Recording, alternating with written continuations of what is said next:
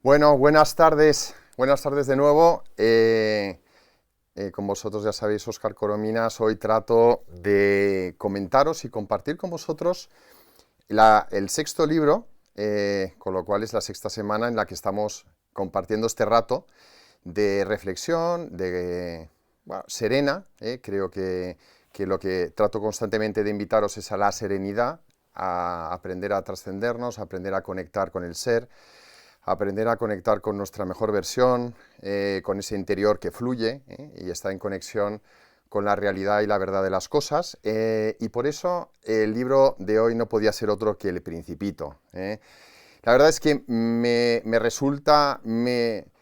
conmueve el poder compartir con vosotros esta propuesta porque, no solamente porque El Principito es uno de los libros que más inspiración probablemente ha podido causar en el mundo entero. Pensar que El Principito se publicó en 1943 y ha sido traducido a más de 250 lenguas, y se dice que es el libro que más ha sido traducido, y junto con, después de la Biblia. Imaginaros el nivel de impacto que ha tenido a nivel mundial, porque es un libro, en el fondo, consecuencia de lo que todo el ser humano desea. Da respuestas, hacia la trascendencia. No es un libro, no es un manual que hay que seguir como recetario para saber cómo vivir mejor, para conquistar la felicidad, para ser dueño de ti mismo. No, es un libro que está diseñado desde cómo es la estructura interior de Saint-Exupéry. Yo siempre comento, para quien todavía no se haya adentrado en la figura de Antoine de Saint-Exupéry, que es un autor que, para entender muy bien el calado que tiene la novela, la historia del Principito, ha de saber fundamentalmente que es una estructura metafísica la que tiene este señor. Tiene una estructura catedralicia, tiene un mundo interior absolutamente inmenso, una persona profunda, una persona que supo sintetizar en El Principito las esencias de lo que configuran su manera de pensar, su forma de ser, y eso quedó muy reflejado en la obra póstuma, en la obra que se conoció después de su fallecimiento. Se publicó El Principito en 1943, al año siguiente falleció en una misión de aviación rutinaria, y después se publicó lo que fue unas notas que iba inéditas que iba escribiendo en el día a día de su vida Saint-Exupéry, en la obra que se llama Ciudadela. Para conocer verdaderamente a Saint-Exupéry hay que conocer la obra de Ciudadela. Ciudadela es muy críptica. Es como una voz de un príncipe del desierto, a quien su padre el rey transmite la sabiduría adquirida durante una larga existencia, y bajo la fórmula de un diario que abarca todas esas reflexiones de vida, ¿no? Es una obra donde se plasma con mayor claridad el mundo interior de Saint-Exupéry, todo lo que es su propia filosofía de vida, y los principales temas son la dimensión espiritual y la trascendente.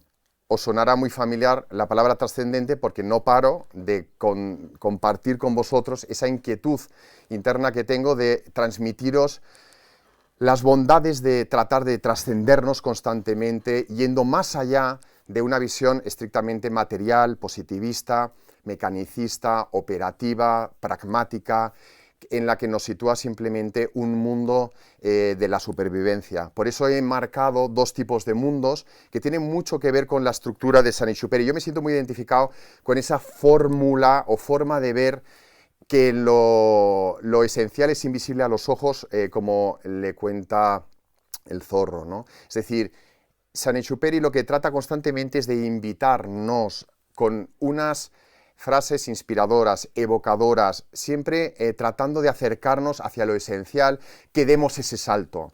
Quien no vea esa clave de interpretación en El Principito simplemente lo verá como una obra de creatividad, como una obra interesante, curiosa, enigmática, y aparentemente sencilla, cuando verdaderamente El Principito, aunque está o aparece como que está dirigida a los niños, verdaderamente a quien está verdaderamente dirigidos a los adultos. Es una obra que encierra una sabiduría de vida por esta expresión de lo que os trato de decir constantemente, esa necesidad de trascenderos.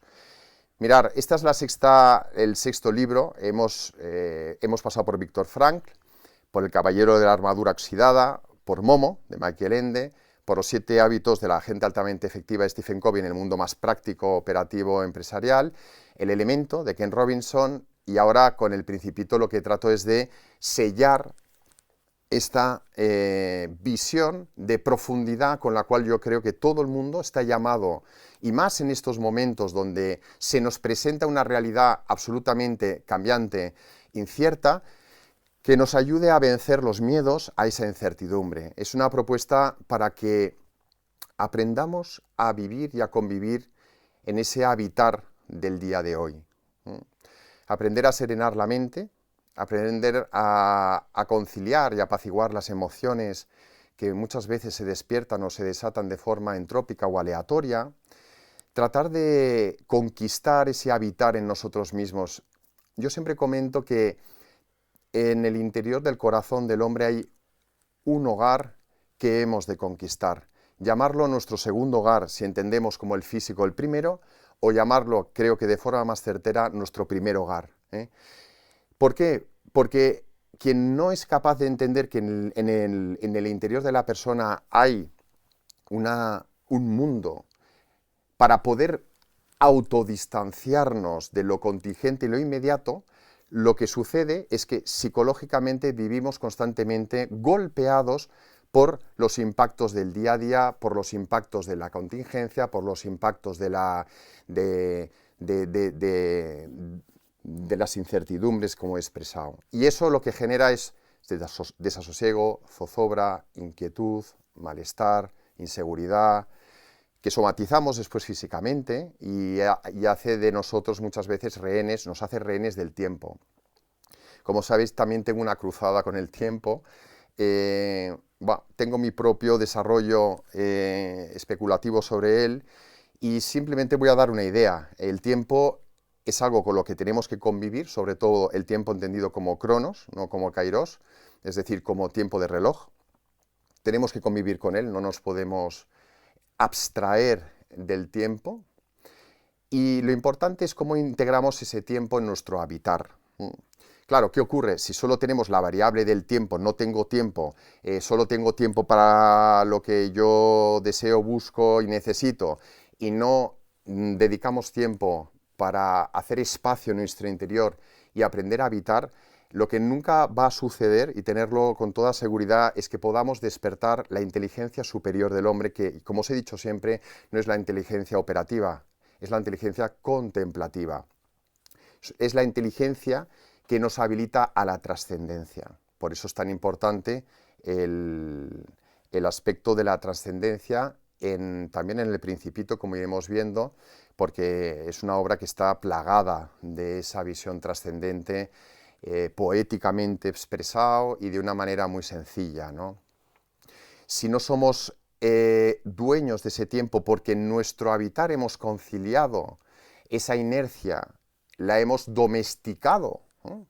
Como pasará también con el zorro, ¿no? Aprender a domesticar en el sentido positivo, ya explicaré, en la amistad, pues pasa lo mismo con el propio tiempo que nos es dado. Tenemos que ser dueños del tiempo, y dueños del tiempo no significa simplemente sabernos organizar y ordenarlo en una tableta, en una cuadrícula donde más o menos queremos cumplir esos ítems de cumplimiento, ¿no? Va mucho más allá. Ser dueño del tiempo es morar desde el ser en el momento presente del día de hoy. Es saber que tengo implicada toda mi persona, todas las dimensiones de mi persona, e insisto, las dimensiones de nuestra persona son la intelectual, la emocional, la volitiva y la espiritual y la corporal. Todas esas son dimensiones que tienen que estar en armonía, deben de estar en armonía. Ahora bien, si solamente trabajamos desde la propia supervivencia, que está recogida en lo que es la estructura del propio ego, el problema que tenemos es que nunca tenemos la seguridad de conquistar nuestra libertad. ¿Por qué? Porque la libertad no nace en el nivel de posibilidades que yo tengo la vida y por tanto de los recursos o de situación con la que me ha tocado vivir. No, no, la libertad es una conquista del corazón. Es libre aquel que verdaderamente ha conquistado ese habitar en sí mismo y que después es capaz de trasladar esa paz, esa serenidad, ese gozo y esa alegría de saber estar verdaderamente en cada momento con todo el ser. ¿Qué significa con todo el ser? Con esa interioridad, con esa integralidad del corazón, con esa unidad de corazón. Esa expresión es muy importante. ¿Por qué esa unidad del corazón es trascendente? Porque si no, solo trabajaríamos contra diseño mental. Simplemente tendríamos una configuración moral muy bien organizada y trataríamos de dar respuesta a ese compromiso con esa moral. Pero es que el compromiso con la vida, el compromiso con lo real va mucho más allá de la moral. Es el compromiso con algo que existe, que está vivo, que está presente y que se renueva en cada momento. Que además configurará un mapa moral, por supuesto, de principios, de valores, que a través de ese ejercicio, como he dicho siempre, de las virtudes, nos vamos poco a poco haciendo un camino de esa excelencia. ¿Para qué? Simplemente para depurar ese canal, no como sentido finalista, sino para depurar ese canal, para que lo real pueda habitar, inhabitar, morar en nosotros y nosotros respondamos a esa voz interior. Stephen Covey tiene otro libro que es el octavo hábito, que habla de esa voz interior. Lo digo para los que os gustó el libro de los 7 hábitos. En el octavo hábito habla de esto exactamente, de lo que trato también de trasladaros a vosotros. Con lo cual, al final, hemos de saber que tenemos un compromiso esencial con nuestro corazón, con nuestro conectar con el propio ser que nos es dado por participación de ese ser trascendente, de esa realidad trascendente. Lo importante es no tener miedo, lo importante es saber que más allá de la incertidumbre o inquietud que nos pueda suponer salir de nuestra zona de confort, hay una realidad que no es la nada, sino que es el todo que nos acoge.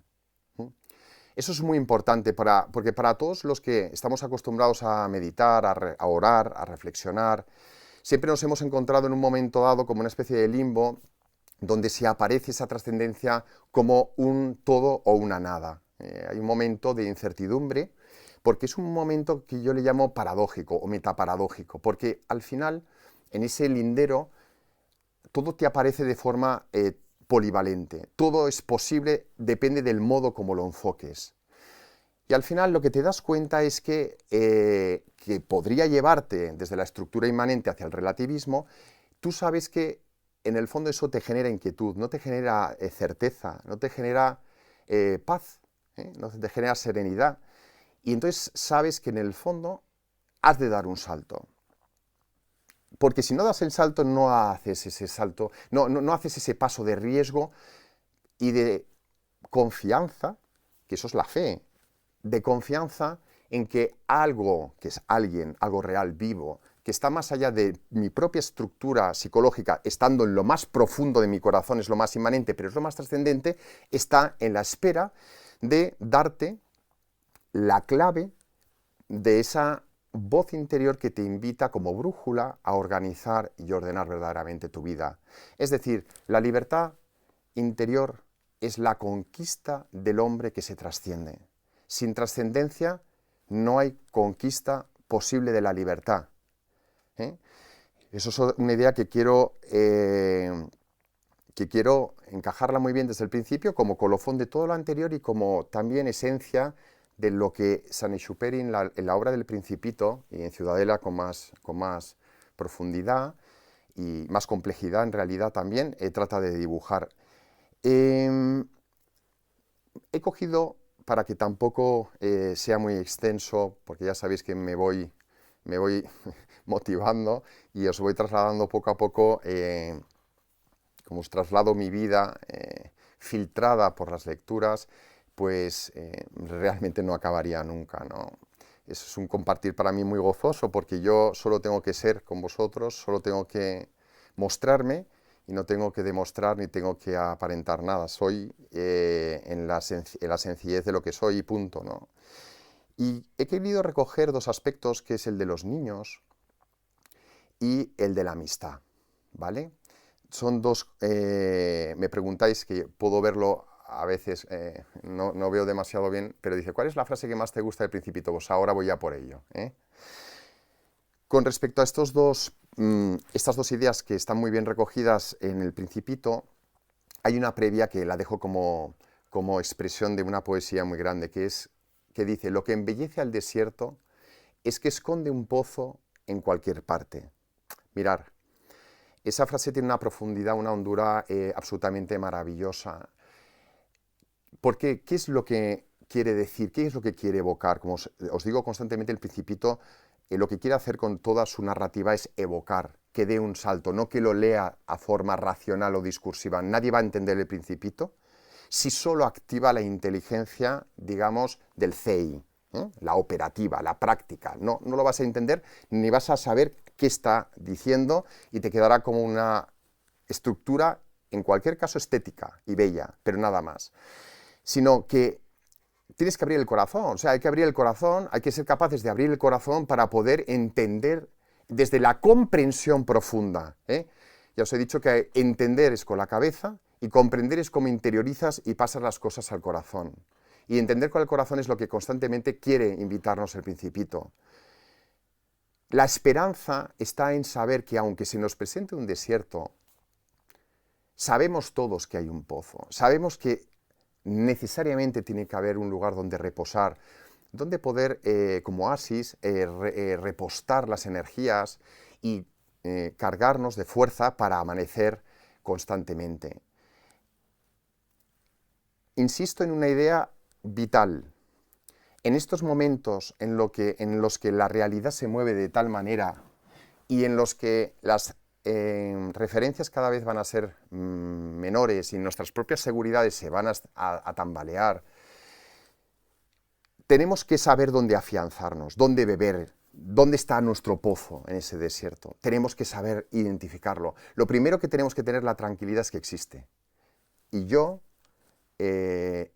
también lo afirmo que existe porque lo he podido ver en infinidad de momentos de mi vida donde en el desierto de la situación en la que me encontraba siempre ha acabado apareciendo ese pozo. Ahora bien, esto es lo de Picasso, ¿no? Que la suerte te pille pintando. ¿Qué significa? Que tú tienes que tener una actitud necesaria para que eso se dé. Esa actitud, le hemos hablado en otros libros, la proactividad, no esperar que las cosas se te den. No, yo espero que se me dé algo que es mi ideal, y cuando se me dé, pues ya entonces empezaré un camino de felicidad. Mira, pensar que nada verdaderamente importante en la vida se os va a dar por la vía del esperar. Nada. Creedme que no funciona la vida así. La vida espera de nosotros que involucremos nuestro querer. ¿Por qué? Porque es la manifestación más importante de nuestra libertad. La libertad nace cuando la persona es capaz de decir yo quiero. Yo quiero. No solamente yo debo, yo tengo que, sino sobre todo yo quiero. Porque cuando tú dices yo quiero, ese yo quiero nace del corazón, de la estructura que necesariamente implica toda la estructura del pensamiento, las emociones y la voluntad. Implica todo desde el ser, toda nuestra estructura vital y nuestra corporalidad, nuestros gestos, nuestras expresiones. Ahí es de donde mora la libertad, en el yo quiero. Porque además en el yo quiero es un acto electivo de libertad, de confirmación de que eres ser humano, de que con diferencia o con independencia de tu parte animal has trascendido el mundo del condicionamiento, del determinamiento, de los instintos seguros propios de la naturaleza animal. Has hecho un salto cuántico, un salto del espíritu que te ha configurado como sapiens sapiens, como ser humano, como ser autoconsciente, como ser autorreflexivo, como ser capaz de conectar con el infinito. Os he dicho que os dije que un atributo propio de la persona espiritual, del ser humano, es capax infiniti, capaz de conectar por extensión, por interés de todas las cosas. El ser humano se interesa por todo. pero además tiene una dimensión de profundidad, que es lo que el Principito constantemente trata de evocarnos. La imaginación para expandir nuestra conciencia y sentirnos dueños de nuestros propios sueños.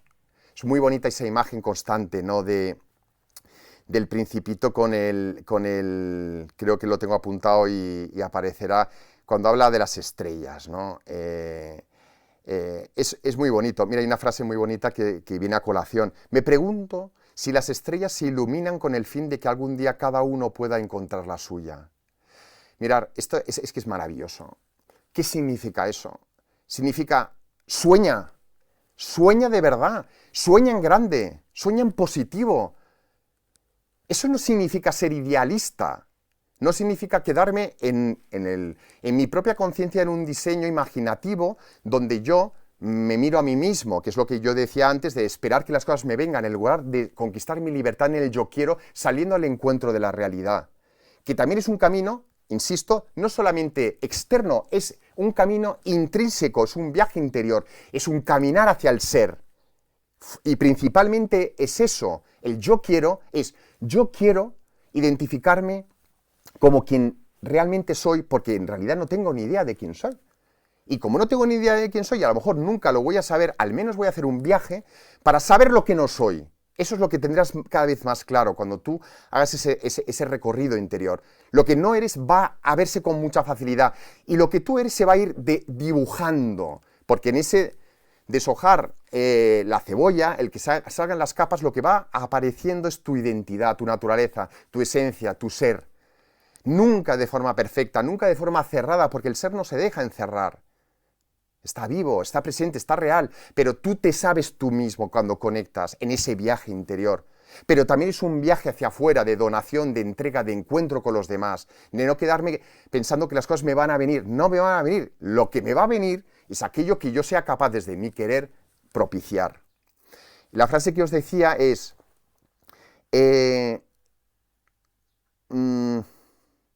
esta frase, ¿no? Me pregunto si las estrellas se iluminan con el fin de que algún día cada uno pueda encontrar la suya. Mirar, cuando tú imaginas, tú puedes ver la imaginación como algo, desde el CEI se puede ver incluso como algo que está impidiendo el orden, ¿no? Está impidiendo la atención, está impidiendo la concentración, está dispersando. Me está llevando a no tener un orden de vida emocional, porque me lleva a tener una debilidad, a lo mejor incluso afectiva, porque me dejo prender por las cosas de una manera pues no ordenada. Pero no me hablo de este tipo de imaginación. Yo lo que hablo es de la imaginación cuando la proyectamos hacia lo trascendente, hacia el infinito. Cuando miramos el cielo, Kant, no es porque sea el filósofo de referencia, porque no lo es, pero sí decía una cosa muy bella, que hay dos cosas que me maravillan en la naturaleza y en la existencia humana, que es el cielo estrellado de una noche de verano y la ley moral que hay en mí, ¿no? Esa capacidad de sorprendernos, de asombro, frente al cielo estrellado, es algo que no podemos perder nunca. Porque si perdemos eso, perdemos la capacidad de darnos cuenta que estamos conectados con el infinito. Esa posibilidad que tiene el hombre de, por profundidad y extensión, saber que puede conocer el infinito, lo que está más allá de sí, es lo que le hace ser dueño de ese infinito. Un infinito que nunca se deja poseer, pero se deja abrazar, porque te revela constantemente sus propios secretos. Te muestra una cara renovada. Quien tiene esa clase de mirada, necesariamente día a día se transforma, día a día se regenera, porque no ha quedado en el circuito de su mismidad egótica. Se ha suspendido el corazón en la realidad más grande que inhabita todo lo que nos rodea, que hace que todo lo real sea real, es decir, al acto de existir. Esa imaginación nos tiene que llevar a ir más allá de nuestras propias expectativas. Os expliqué también la vida con referencia cuando se hablaba del elemento de Ben Carson, el mejor neurocirujano pediátrico del mundo, que con 8 años sacaba todo muy deficientes y entonces La madre siempre le decía como leitmotiv: sé capaz de ir más allá de lo que puedes ver. Ven, sé capaz, mira más allá de lo que puedes ver. Como quieren decir, utiliza la imaginación. La imaginación es la fuente, es el habitar que nos permite esa creatividad para salir más allá del marco de nuestra propia limitación, de nuestro discurso simplemente intelectual, intelectivo, operativo, ¿no? Es una unión de la razón con la inteligencia superior y con el corazón, ¿no? Siempre tiene esa unidad, ¿eh? Nunca veáis que es simplemente un movimiento del corazón emocional, ¿eh? No es simplemente un movimiento emocional, es un movimiento de todo el ser que se deja conmover, es una conmoción, es verdaderamente una epifanía, el dejarte interpelar, impactar de esa manera por algo que sabes que no te va a agredir, por algo que sabes que te va a cuidar, por algo que sabes que está esperando abrazarte. A mí me encantaría que pudierais vivir esta experiencia como la vivo yo, ¿no? Muchas veces, no siempre, pero muchas veces, porque en ese momento tienes la absoluta certeza de que no estás solo, la certeza profunda de que no estás solo, y la certeza de que tu vida tiene un propósito, un sentido, un porqué, que va más allá de tu propia razón, que te invita hacia una dirección de un para qué, que se va dibujando en ese caminar, siempre incierto, pero bien enfocado.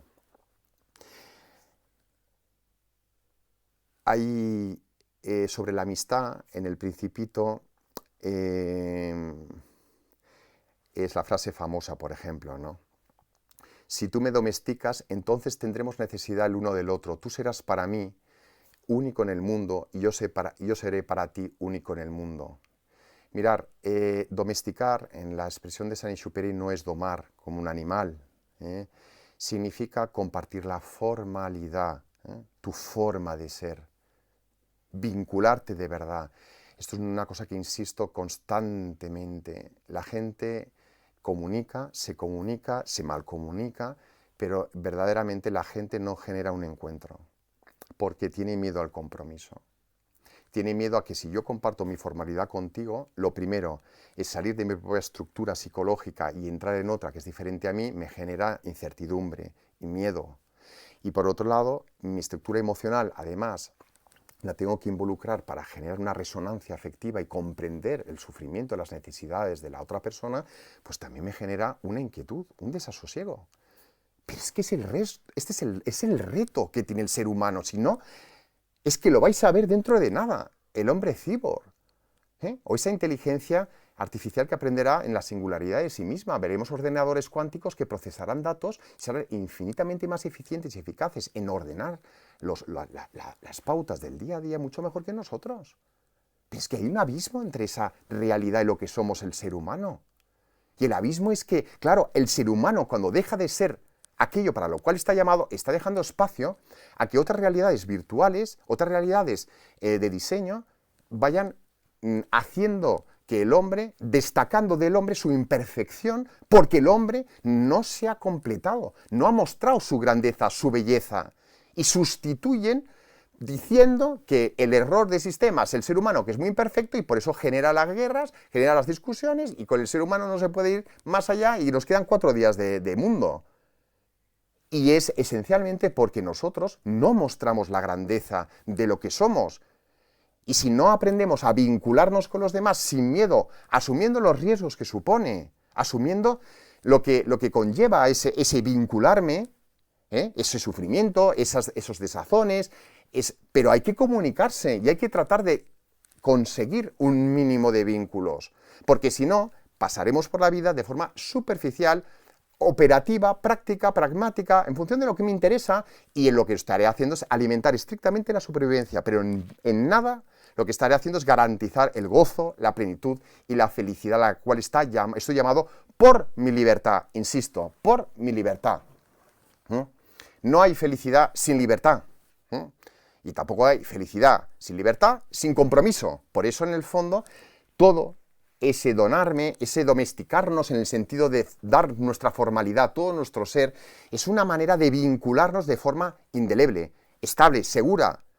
Tú de esa manera puedes saber que a una persona no le ves en 20 años, le llamas por teléfono y te va a coger el teléfono como si fuera ayer, porque le reconoces, sabes quién es, su esencia se ha vinculado contigo con independencia del factor del tiempo y lo que haya pasado durante ese tiempo. Esa clase de relaciones es lo que el Principito y Saint-Exupéry denomina amistad, ¿vale? Para que lo tengamos muy claro. La amistad no es un movimiento meramente afectivo, ni de interés operativo. La amistad es una involucración del ser donde yo muero a mí mismo en gran medida para dejar espacio para que el otro se realice y sea. Y mi felicidad está en ese gozo de ver que eso se realiza. Es por el ver que el bien del otro se realiza, no porque mi propio bien se está realizando. Eso es una consecuencia. Por eso hay más felicidad dando que recibiendo. Es evidente. Porque dando salgo de la estructura de mí y me completo mucho mejor. Otra idea que rescato es, otra de las frases que son profundas, para no extenderme más, es cuando el zorro le desvela el secreto, le dice, no se ve bien si no es con el corazón. Lo esencial es invisible a los ojos, le recuerda. Bueno, he cogido las frases más típicas para para que os suene más familiar, ¿no? También hay otra sobre esta hablaré ahora, hay otra también muy bonita, que es las flores son débiles, son ingenuas, se defienden como pueden, se creen terribles con sus espinas. Voy a unir las dos. Cogiendo esta última, mirar, el ser humano no tiene por qué estar aparentando fortaleza, ni tiene por qué estar mostrando constantemente o ser rehén de su propia imagen. Está llamado a mucho más. El ser humano está llamado a la grandeza de ser, de mostrarse, nada más. El problema es muchas veces cuando caemos en la necesidad de estar alimentando una imagen que nos genera muchas veces la dependencia a mantener el objetivo que hemos trazado. Y nuestra belleza, en realidad, nuestra grandeza está en esa vulnerabilidad, en mostrarnos con naturalidad cómo somos, con independencia de quién nos siga o quién nos deje de seguir. Es llegar al corazón de las personas sabiendo que de esa manera, siendo personas naturales, espontáneas, trabajadas, que se van venciendo día a día, que se transforman, podamos ser camino para los demás para hacer ese propio recorrido, ¿no? Yo creo que lo mejor, lo más grande que podemos dejar en la vida de los demás es simplemente una presencia, no un impacto, no. Una presencia, una luz que a los otros les invita a desdibujar una sonrisa, ¿no? Utilizando palabras de una buena amiga mía, y que nos permita crecer en esa propuesta. El amor y la amistad no se impone, es una propuesta siempre, es un ofrecimiento, porque respeta siempre la libertad del otro. Y yo sé que cuando soy capaz de no tener miedo a mostrar esa fragilidad, porque me lucho, porque me venzo, porque me trabajo, logro sacar lo mejor de los demás también en mi propia vida. Es decir, genero un vínculo mucho más sólido y real y verdadero y estable en el tiempo, ¿no? Eso no quita que sepamos una cosa que es muy importante, porque uno dirá, ya, Óscar, pero como en el mundo como es que el ego tiene un papel, por supuesto, siempre lo he afirmado, el ego tiene un papel, claro que sí, y sobre el ego también construimos una imagen que los demás nos tienen que ver, por supuesto, no estoy negando lo primero. Lo que estoy afirmando es que, como eso lo tenemos que hacer necesariamente, porque forma parte de la supervivencia, lo que tenemos que es afianzarnos en un principio trascendente, en el ser, donde esa vulnerabilidad está autoprotegida, porque no estamos respondiendo a nuestra estructura del ego, de nuestra conciencia, de nuestra imagen. Lo que estoy diciendo es que cuando das ese salto hacia lo trascendente, te abandonas verdaderamente a una presencia, positivamente, a una presencia que es la que te da la fuerza, que es el espíritu, que te da la fuerza para mover toda tu naturaleza, tus emociones, tus pensamientos, tu dirección, tus intenciones. Por eso insisto que no hay que tener miedo a ser frágil en tanto en cuanto buscamos previamente trascendernos. Evidentemente, si no buscamos la trascendencia, incluso sería más efectivo o más saludable el mantener la propia imagen que nos proteja y que nos permita la supervivencia que buscamos a no tenerla. También lo quiero decir para que no induciera errores. Lo esencial, efectivamente, es invisible a los ojos. ¿Por qué?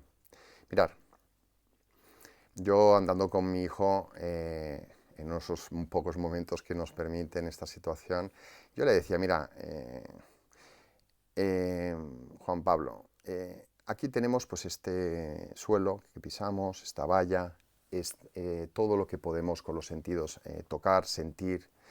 Todo esto se nos aparece frente a los sentidos como lo más real. Sin embargo, hay una cosa que es mucho más real, pero claro, para poderlo ver así tienes que trascenderte, ¿no? Y es el amor.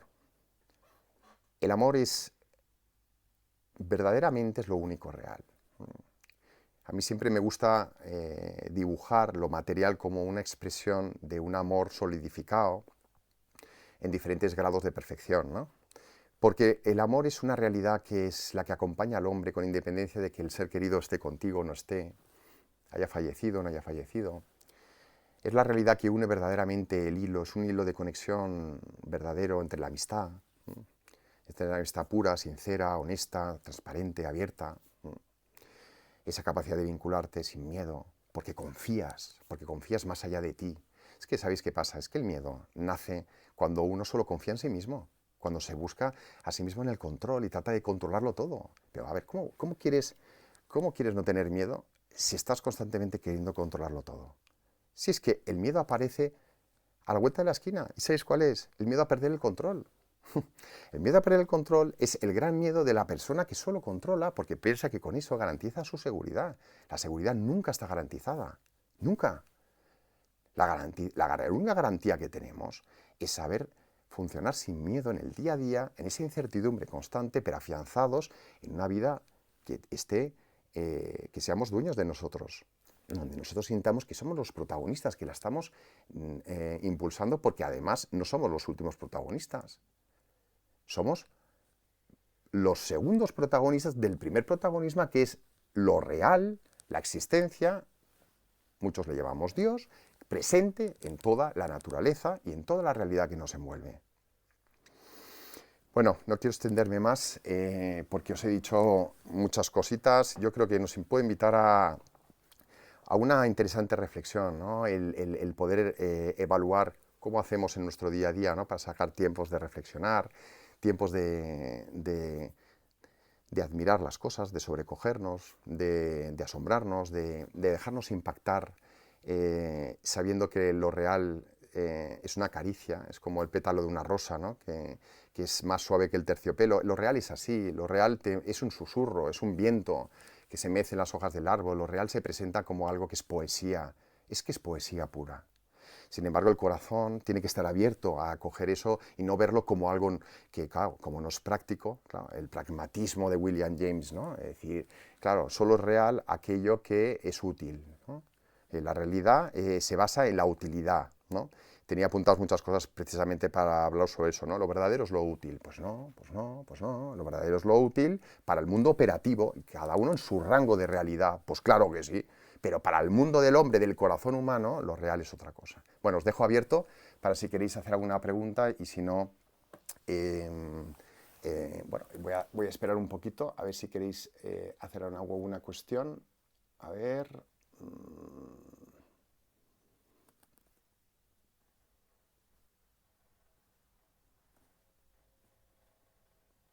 No os cortéis, ¿eh?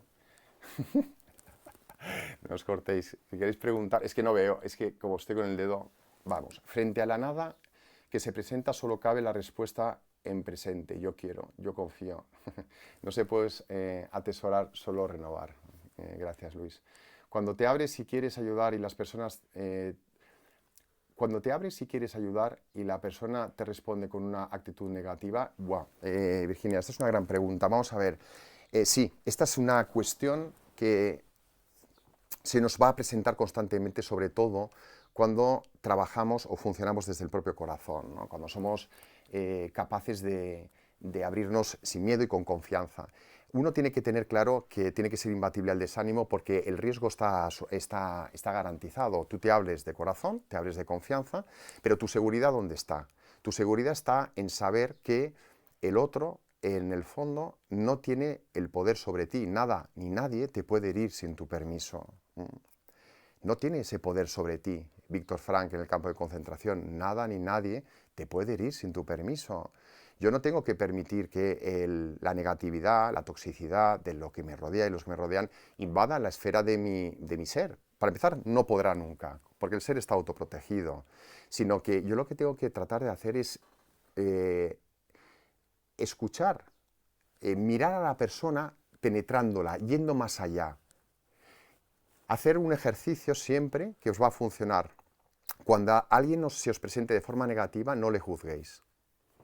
No emitáis rápidamente un juicio, porque os va a bloquear. Va a generar parálisis, va a generar que el miedo se acentúe, el rechazo se acentúe.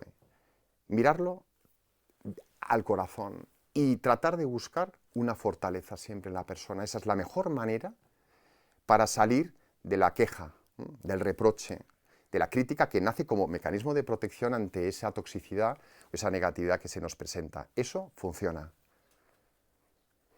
Bueno, hay que estar para eso también entrenado. Cada día nos vamos a encontrar en muchas situaciones y a veces estamos más cansados y tendremos menos fuerza para hacerlo, pero si somos capaces de hacerlo, veréis cómo funciona, ¿eh? El juicio lo que hace es encerrarnos en nuestra propia estructura psicológica. La figura del desierto no creo que sea un escenario aleatorio. ¿Cómo la interpretas? Mirad, perdonad, es que solamente puedo ir respondiendo a lo último que aparece y veo que hay preguntas anteriores. El desierto es la metáfora del silencio interior. Insisto, nadie puede dibujar su formalidad, descubrir razonablemente cómo es ese dibujarse, ¿no?, constante, si no hace silencio interior. El ejemplo siempre es el que os pongo, que es muy bueno. Si el mar está agitado, o el lago está agitado, no permitirá que la luz del sol o el propio sol se dibuje en su verdadera forma, ¿verdad? Pues imaginaos que el sol interior es ese ser que tienes tú en el corazón.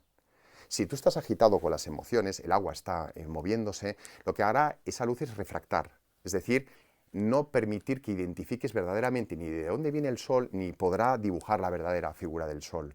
Nosotros tenemos que descubrir en ese silencio interior que tenemos que hacer cada día esa formalidad para encontrar desde nuestro ser la forma de trascendernos y de encontrar esa forma de vincularnos con los demás y con la realidad que nos envuelve. Y para eso es tan importante esos tiempos de reflexión, de contemplación, de meditación, de escucha, de observación. El escuchar es algo que constantemente lo estoy trasladando. Tenemos todavía que aprender a escuchar. Tan poca gente sabe escuchar, tan poca gente, porque escuchar no es simplemente oír de forma selectiva aquello que o me interesa o aquello que identifico que es la idea de la persona porque ya la he clasificado o la he cosificado. No. Escuchar es permitir que la realidad de un misterio, que no soy yo ni mi idea ni mi imagen de ese misterio, se muestre en toda su expresión y creatividad como fuente de posibilidades. Si somos capaces de mirar a las personas que nos rodean así, ¿sabéis lo que va a pasar? Lo primero es que al no sentirse cosificadas y etiquetadas, te van a dar la confianza. Eso es lo primero, porque tú serás para ellos ese capax infiniti, ese infinito de alguien que no les ha encerrado en la estructura de un juicio. Serás esa posibilidad de ser, y después lo que conseguiréis es que liberen lo mejor de sí mismos. Con lo cual, imagínate la importancia que tiene esa metáfora, ese silencio interior. Con independencia de que haya un tsunami, con independencia de que hayan problemas, se puede mantener el corazón con serenidad, porque, insisto, en el ser, todo tiene una dimensión trascendente donde no necesariamente queda afectado de manera que me quede impactado. O sea, el ser tiene esa capacidad, es como un muelle, tiene una resiliencia absoluta.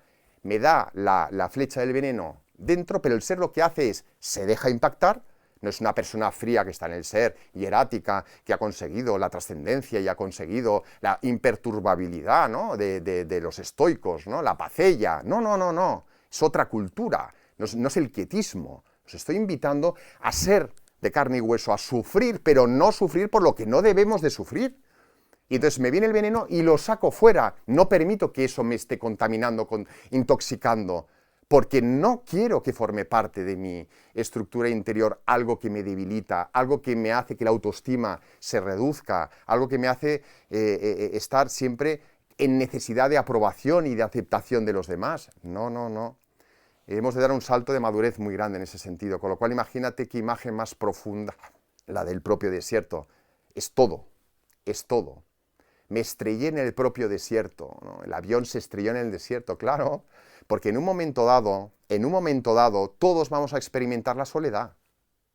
En un momento dado, todos vamos a sentir la tristeza del abandono de seres queridos. Es que en un momento dado vamos a sentir la soledad, ya no solo física, de un propio futuro de incertidumbre. La soledad del empresario, la soledad del trabajador, la soledad de la persona que no sabe cómo dirigir su vida. Eso es el desierto. Y como ese es el desierto, lo que tenemos que hacer con fuerza es conquistarlo, pero conquistarlo preparándonos y viendo la oportunidad para que algo se nos muestre que no nos deja en la nada. El desierto tú lo puedes ver como la nada o como esa fuente, ese oasis, ese pozo donde se te va a manifestar el todo. Decís, el hombre trabajado involucra, bueno, es aquel que lucha consecuentemente contra la... es una pregunta, perdonad. El hombre trabajado, involucrado, es aquel que lucha constantemente contra la imperfección humana y disfruta de su propia madurez, como pecado original, correcto. Vamos a ver. Yo lo que quiero expresar, voy a expresar una idea a ver si se entiende. Lo perfecto es enemigo de lo bueno. ¡Pam! Primera. Lo primero que quiero decir es que lo primero que nos tenemos que acostumbrar es que el hombre es esencialmente, lo más maravilloso del hombre es su imperfección. Primera premisa que dejo. Eso es lo que el mundo de la singularidad, el mundo del hombre cyborg, pretende negarnos. La imperfección, maravilloso. Ahora, no es una imperfección donde yo me conforme con mi imperfección, es una imperfección donde yo la descubro, la reconozco, me hago un juicio crítico para crecer, para desarrollarme, para conquistarme. La belleza, la grandeza del hombre, precisamente, la madurez del hombre, es esa búsqueda de esa perfección nunca alcanzable, pero desde del reconocimiento y la aceptación de sí. Mirad, uno de los grandes problemas que hay para iniciar un camino de transformación y de camino interior es no aceptarnos a nosotros mismos. Y la premisa fundamental es aceptarte en tu imperfección, con todas tus contradicciones, con todas tus incoherencias, con todas tus salidas de tono, con todo lo que supone algo que tú cuando te ves a ti mismo dices, ¡jo, qué feo!, ¿no? O sea, qué mal, qué poco estable puedo ser en todo ese camino de perfección. Pero en ese reconocimiento no hay una aceptación. Todo lo contrario, hay una invitación a decir, pero quiero vencerme. El ser explícito en eso es importante frente a los tuyos. Oye, disculpar que he salido de tono. No he sido capaz de mostraros lo que os quiero. El expresarlo lo que muestra es una fortaleza interna de esa vulnerabilidad que la muestro para que se vean que no soy Superman, que no soy perfecto, pero quiero que me ayuden los demás a crecer. Y detrás de ese reconocimiento es muy importante lo siguiente, es solamente uno se puede querer si se empieza a conocer. Mira qué curioso, porque solamente podemos querer aquello que conocemos. Siempre digo una frase que me gustaría que quedara también como sellada en esta sesión de hoy, es, solamente podemos amar lo que conocemos. Y yo concluyo, y solamente podemos conocer verdaderamente aquello que amamos. El amor siempre tiene una sabiduría superior a la ciencia de la inteligencia, es superior, con lo cual, al final, creo que te he podido responder de otra manera a lo que preguntabas. ¿Podrán viajar en el sueño el Principito y Don Quijote? ¿Podrían viajar en el sueño el Principito? Bueno, no sé exactamente a qué te quieres referir, pero no encarnan en realidad las mismas figuras, ¿vale? No voy a entrar porque el Quijote también es otra de las obras maestras de la humanidad, pero no encarna, porque el Principito nos habla más de la trascendencia y el Quijote de la tendencia del hombre a idealizar la propia realidad y ser su propio motor, que es lo que nos pasa muchas veces, que cuando estamos en la estructura no trascendida, es que trabajamos contra diseño, contra mente, y lo que hacemos constantemente es crearnos nuestros propios castillos, como el caballero de la armadura oxidada, acordaros, como el guerrero que está tratando de conquistar a las damas, y nos configuramos en nuestro propio ego todo un ideal caballeresco de conquista del mundo, ¿no? Eso sería más la idea del propio El Quijote. El Principito es otro abismo. Para mí tiene otra dimensión totalmente trascendente. Es una dimensión mucho más real. Lo otro real en cuanto a la naturaleza del hombre, y esto es real en cuanto a lo verdadero y auténtico que espera al hombre, que es capaz de imaginar esa conexión con el infinito, con su totalidad, que es esa dimensión divina, ¿no? El Principito nos invita a una niñez espiritual, sí. Yo creo que esta es una de las grandes cuestiones que el Principito deja enmarcar, ¿no? Constantemente lo que trata de dibujar es que el adulto ha perdido esa conciencia de que antes ha sido niño, ¿no? Ese es un poco el leitmotiv del libro, ¿no? El adulto, en algún momento, por motivos X, ha perdido ese contacto con su ser, que es una niñez espiritual, es un contacto de esa esencia que es la propia persona. Por eso, yo siempre comento que si queréis acercaros a lo que es la mejor imagen de lo que es vuestro estado de ser, contemplar, por favor, os pido que lo hagáis, pero de forma abierta, a los niños entre 3, 6 y 7 años. 5 y 6 años es una experiencia de totalidad, de infinito, de posibilidad. ¿Por qué? Porque tiene trampa. Porque la razón todavía, sobre todo si son niños que no son de altas capacidades, porque los niños de altas capacidades es otro mundo, que yo he trabajado con ellos, que se despierta a los 3 y 4 años la inteligencia operativa, la práctica, y entonces muchas veces eso coarta ese desarrollo del juego, ese desarrollo de la imaginación, que permite que alcancen después una mayor resiliencia. Por eso el miedo a la frustración es uno de los grandes problemas que asolan a este perfil de personas. Pero bueno, eso es un excursus. El contemplar a los niños constantemente, contemplarlos, observar cómo son, para después reconectar con vuestra propia naturaleza. Mirad, hay un ejemplo que siempre comento que es muy interesante, Navidades, ¿no? Navidades es ese momento que todo el mundo espera, maravilloso, para compartir, porque es un momento de familia, es un momento de dar lo mejor de sí, de regalar, de conectar. Es el momento donde más se discute, es una contradicción, como el propio hombre. Sin embargo, la imagen es la familia que está ahí, uno con su ego, el otro defendiendo si tal, el otro es igual, y de repente aparece ese niño en medio del escenario de 4 años y con esos ojos brillantes mira a todo el mundo sin juzgar, sin analizar, sin compararse, y permite que todos giren la mirada y esbocen una sonrisa y salgan de sí mismos. Esa imagen es muy buena porque os permite entender de qué manera el niño o nuestra niñez interior permite salir, autodistanciarnos de nuestra propia obcecación y obsesión por circuitos cerrados de mente, de emociones o desorden interior. Claro, ¿dónde está aquí el tema? El tema está cómo somos capaces de ser niños como adultos, claro. ¿Cómo somos capaces? Esa es la doble infancia. ¿Cómo somos capaces? Conectando con lo trascendente, conectando con ese ser, conectando con ese niño interior. Aprender a no tener miedo a ser vulnerables, a mostrarnos como somos, a abrirnos en confianza, para que el motor de la confianza y el amor nos empujen en nuestra vida. Siempre digo una idea, con eso quiero acabar, que tener cuidado. Hay 2 motores que mueven al ser humano, el amor y la confianza y el miedo. Son realidades básicas, estructurales. ¿Qué significa? Que como el aceite y el agua conviven constantemente en razón de vecindad, pero no se fusionan ni se funden nunca.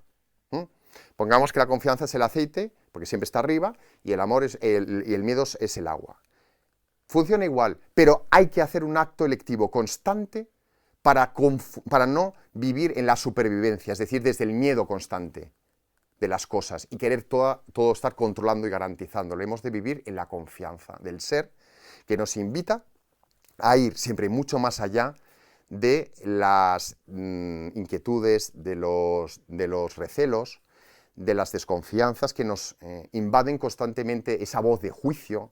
Mirar, cuando hablamos del desierto, uno de los problemas que sucede en nuestro interior constantemente es que hay una voz de juicio que está reprochándonos, culpabilizándonos, haciéndonos sentir poca cosa, o muchas veces llevándonos a la desconfianza, el juicio hacia los demás. O sea, que no para, es una voz que no para, no para. Hay que aprender a silenciar esa voz, que no procede del ser, no procede del silencio. Silencio es orden, el silencio es belleza, genera orden. Y genera una formalidad que no tiene nada que ver con la fealdad que genera el ruido interior. Pues nada, hoy me he extendido un poquito más, pero yo creo que valía la pena, ¿verdad?, compartir tantas cosas, y espero que nada, hayáis disfrutado como yo en este momento de reflexión, de gracia, de contemplación en el fondo de lo esencial, y que hayáis disfrutado. Y quien no haya leído El Principito, por favor, os aconsejo que lo hagáis, y lo hagáis desde el corazón, sin pretender entenderlo desde la razón. Dejaros impactar, y que las ideas que surjan inviten a vuestro corazón a abrir un mundo y un horizonte nuevo que está al lado nuestro. No os quedéis encerrados en vosotros mismos, vamos a conquistar este mundo desde el amor y la belleza. Muchísimas gracias.